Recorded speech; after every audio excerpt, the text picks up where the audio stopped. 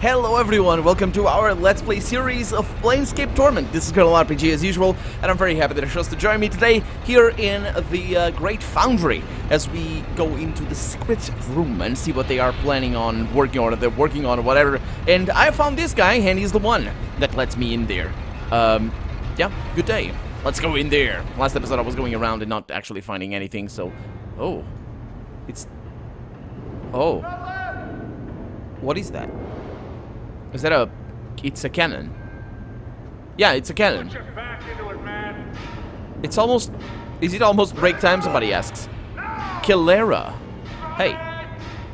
You see a gift-set-eye woman, bald with scarred cheeks and a cat's grace in her walk. And as she turns towards you, she spies Dakon. Her eyes widen. She addresses him.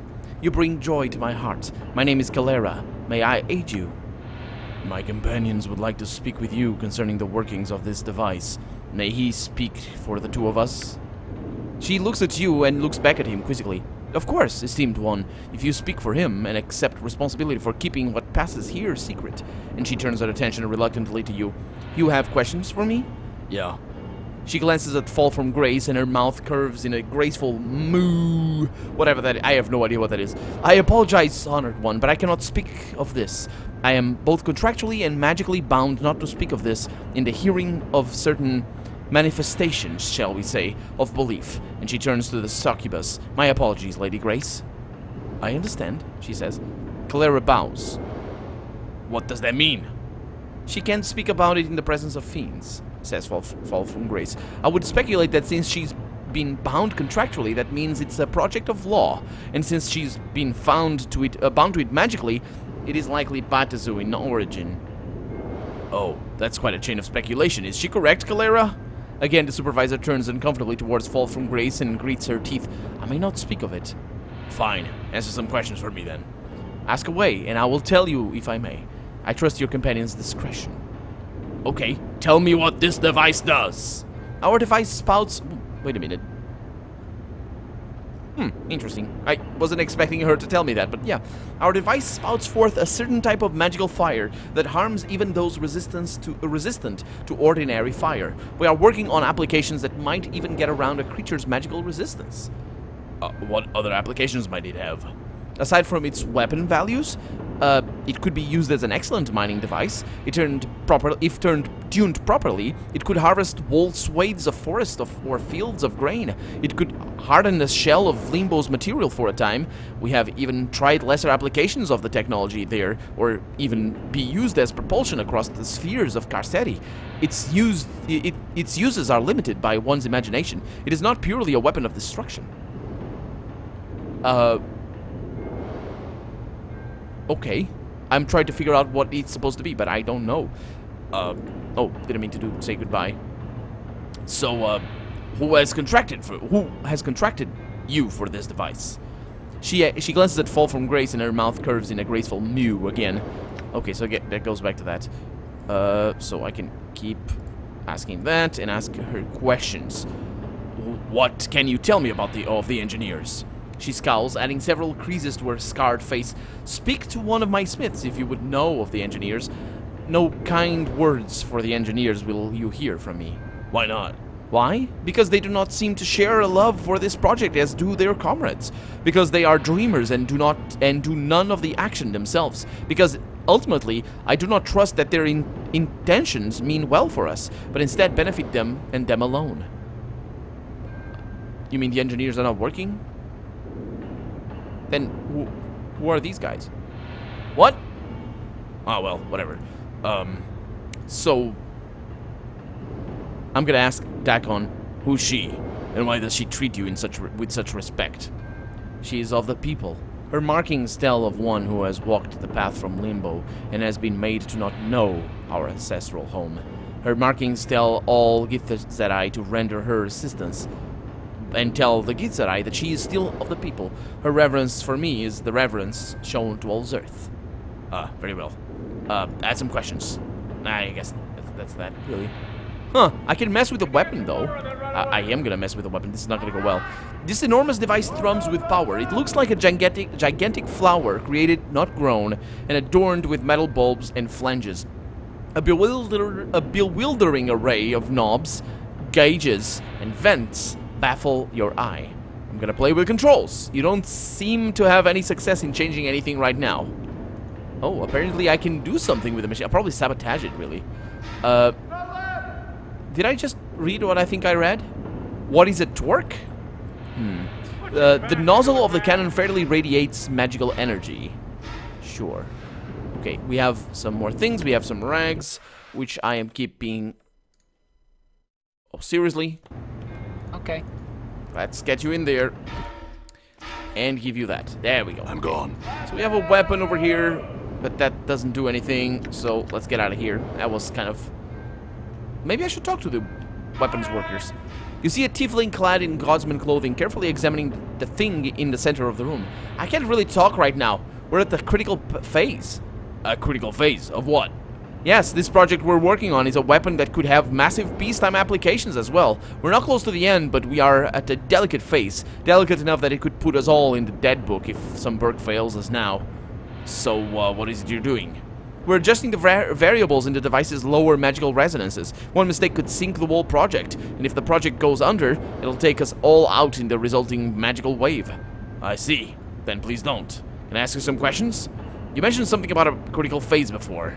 Yeah, so that goes back to that question. What is this project? It's a weapon, I think. We're not sure if it's for war or for hunting, and powers above it fits for hunting. I don't know. I don't want to see the creature it's designed to kill. But when we're done, it's going to be on par with that Chaos ship and the Doomguard built a few years back with a Tenari.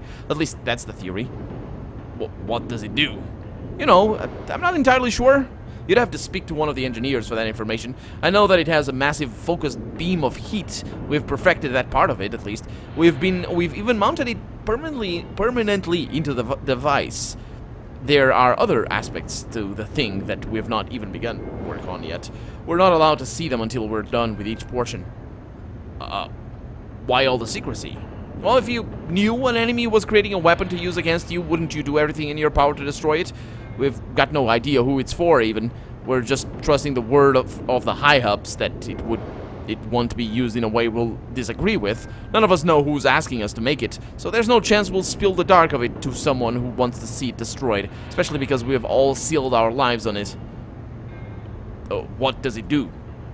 Okay, so he doesn't know that. How long till it's done? I probably won't be done for another decade, but the trickiest part of it will be done in this year. There are some magical rituals that have to be done, and those take time. We'll all breathe easier knowing we're not sealed to a project that's going to detonate because it's unstable. Sealed? What do you mean by that? Well, because of the nature of this project, with the sorcery and all that, not to mention the magics that allow us to even work on the machine, we've had to steal a part of our lives into the machine. We got our lives back when the project's done, but if it malfunctions, or powers would be gets sabotaged, it takes our lives when it blows. Yeah, that sounds bad. I had some other questions. I'm beginning to think I might want to sabotage this, not to kill them, but because this might stop the blood war, and basically somebody might win the blood war, and that might be a bad thing. Let's see. Of the Tenari and the Batazu. So... You can tell me who this project is being built for. No, I can't tell you that. For one thing, I don't know. For another, I signed a secrecy contract that binds my life to the integrity of the project. If that project fails, I could die. And so could all my friends here. I ain't taking that risk. Okay. What can you tell me about your boss? I can usually find her in here somewhere. She's a Gitserai who got exiled from her people. She's working here because she doesn't get seen much, so her shame is lessened. She's brilliant and hard-minded. Okay, then perhaps I'll go speak to her later. I've spoken to her already, but yeah. Tell me about the engineers of this project. Oh, our chief engineer, Neil Zander, is a genius. He has created works I never dreamed possible. Word is he has even created a folding portal, and is working on a dream builder in his spare time. It was said that long ago his family was contracted to create this machine for a man who could not dream himself. Oh. Our other engineer, Bedai Lin, is newer but equally bright. She's a little erratic, but her work shows great promise and skill. You can usually find them in the main meeting hall. Oh, great. A dreaming machine. Yeah. So we probably are gonna need to come back here. If I asked... Yeah, these guys are definitely I'm definitely involved, or I was definitely involved with them. I asked for the dream machine, I asked for the super ultra cannon of death. I'm gone. So let's go into the dream machine and see what this is all about. These are select all characters. Right there. I keep going with a shift, but now well. Hey Neil, how's it going? You mentioned a dream builder before. Tell me more about that now. Oh, it is okay. He says that. So I must have had a reason for it then. Let's finish it. What I need to begin the final stages of the dream builder is a piece of your skin immersed in your blood, so the machine can familiarize itself with your physical essence. It must be in a blue-green bottle to symbolize the dream sea on which you will float. Sure. That sounds a little bit weird. Flesh and blood, huh? I've given... No. Flesh blood bottle. Right. I can just give it to him now? I don't know that I want to fetch that for you. You don't, eh? Well, then maybe you ought to remember that you are fetching these items for a design you funded, for a project you wanted created in the first place, for a device so impractical that the solution to it consumed the lives of 4 generations of my family, all for you. If you want to see this project complete, you'll finish the final stages and stop your endless whining. Alright, I'll do it. Just stop yelling at me. How do I do that, then?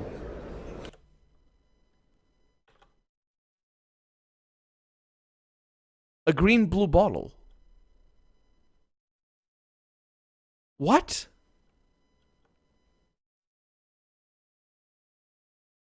How am I supposed to do that? I mean, these things don't do anything. That is weird.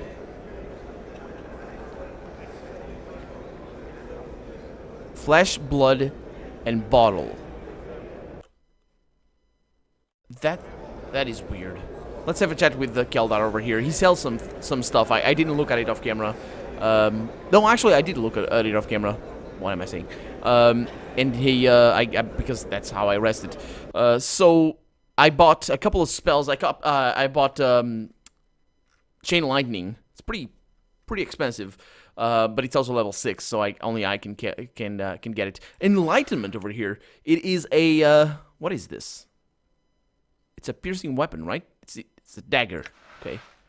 I was expecting him to have the things.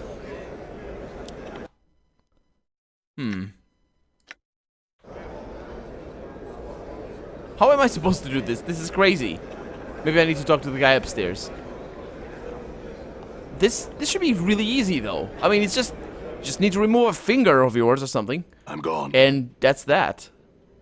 Hey, Sandos, sorry. Yeah, he doesn't say anything. Huh. All right. Well, I'm stuck again. There's nothing else. There's nothing else for me to do. Fetch a vial of skin and blood. Yeah, you don't say. Help complete, yes. I have no idea. Well, let me try and find out. This is crazy. It's a ultra fetch quest. Not just this one, but what comes after. So, to spare you the pain of terribleness, I will spare you the pain of terribleness. So yeah, I need to go over here. And, yeah, the old engineer in the foundry tells me I need to get a sample of my blood and skin for his machine to work. I need you to do that for me. This guy's the apothecary, by the way. A scraping, very well. And he takes up a razor blade and a wide-mouthed bottle. Bessel then removes a... Bessel? Oh, Bessel is his name, yeah. He then removes a small section of skin from your forearm, placing it in the bottle along with a small quantity of your blood. He then places some gauze over your wound and hands you the bottle. You need anything more, sir? No, that's all. Thanks. Okay, let's go back. And here we are. What I need to begin the final stages of the Dream Builder is a piece of your skin immersed in your blood, he says, so the machine can familiarize itself with your physical essence. Yeah, so it doesn't say anything about where I can get any of that. And I can ask anything about where I can get any of that. That is not well-designed quest right there. Because this is not actually a fetch quest. It's a go around and get lost quest. Or, how is... I mean, the apothecary. Why wouldn't I be able... It's like... I would be able to get a bottle anywhere. I would be able to make a cut anywhere and do that myself anywhere. And here I should be able to do it, but anyway. What comes after is not going to be as easy, but I do know the answers.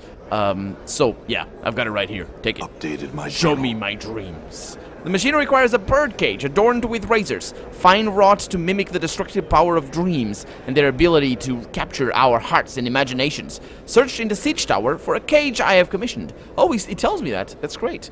How do I get there? You have proven yourself to be resourceful. Find a way. Okay, that's actually really good because I shall serve. Yes, you shall.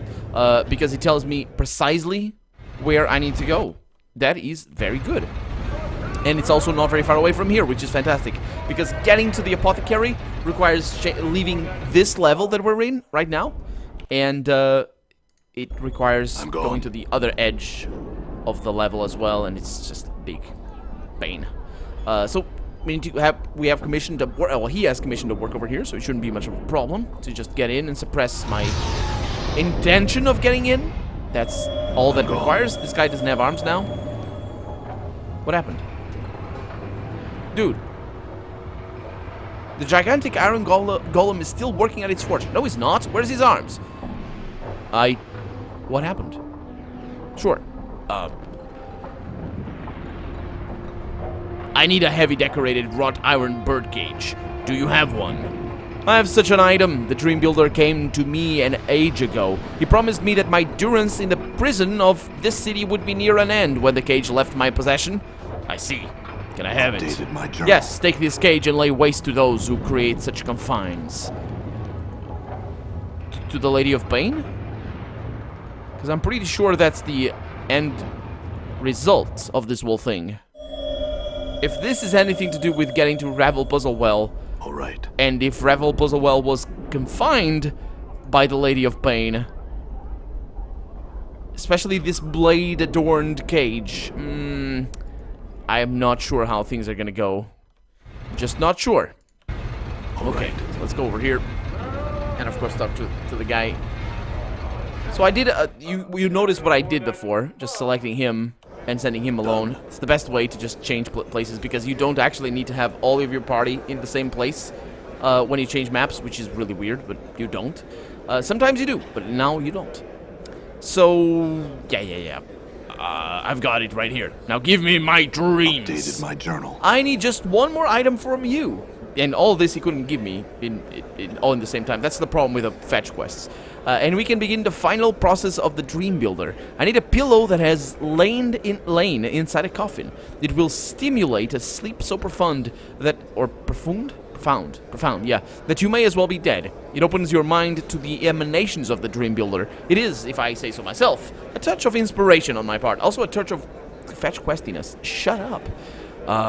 Okay. Yeah, fetching these items for you. Yeah, but I will. I'll get it.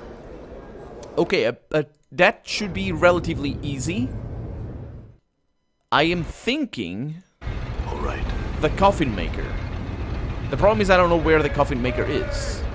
So let me find him. Here he is. It's Amris. Hey Amris, how's it going? Well, hello there. In the market for a coffin yet? No, I'm not.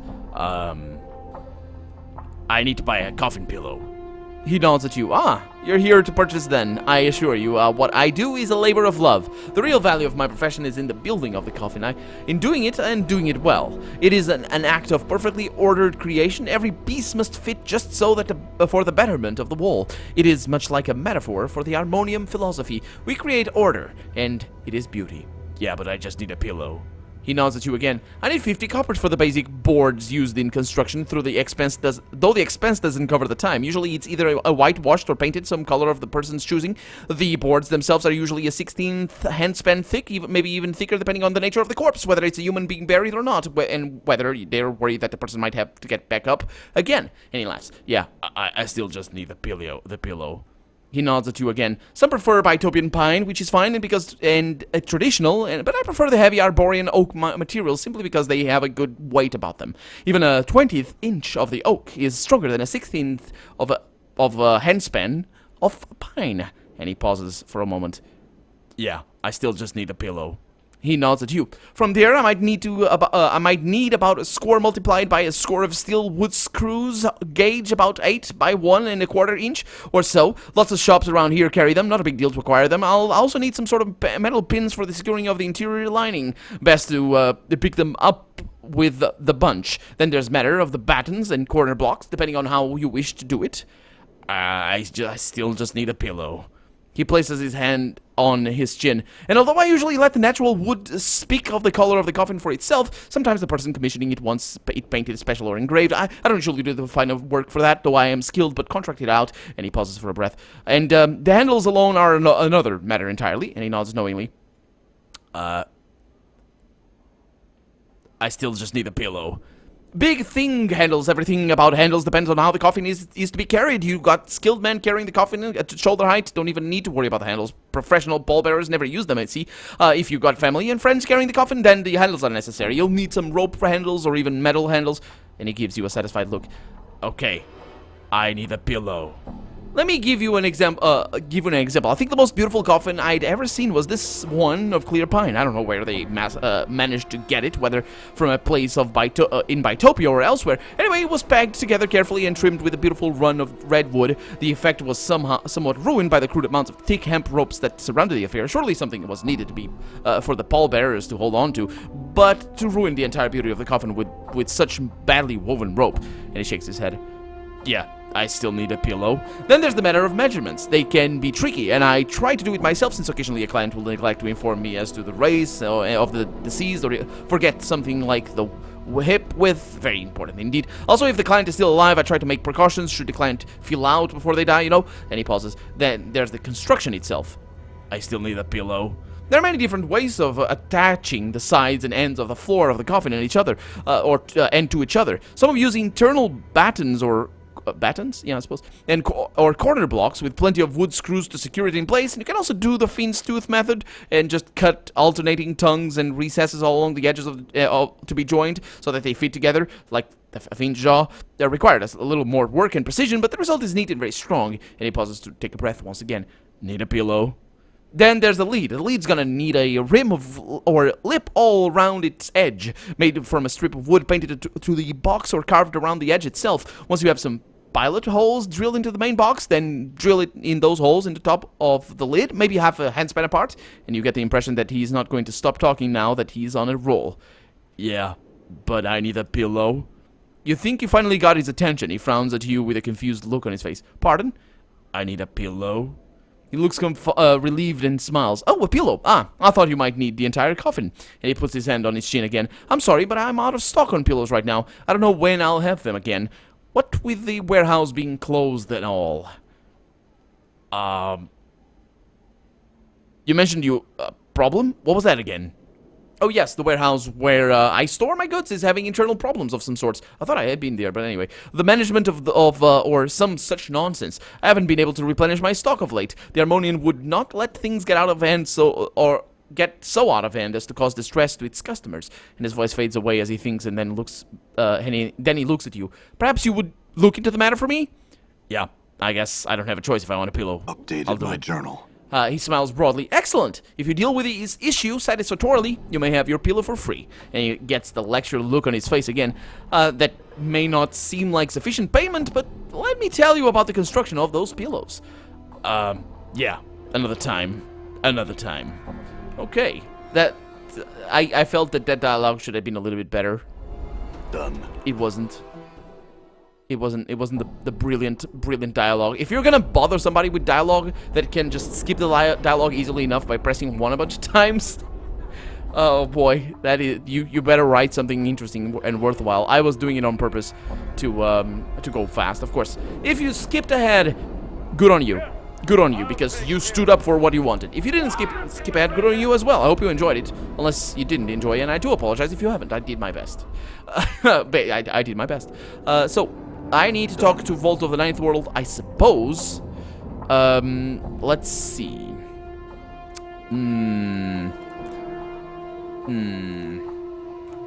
Maybe not. I need to get a coffin pillow from the warehouse. There may be some sort... Yeah, I need to claim something. Oh, wait a minute. I asked him questions before. Okay, that's Hamris. I asked him, what are you? Okay, so basically that resets, I suppose. I'm here to retrieve a pillow for Hamris, the coffin maker.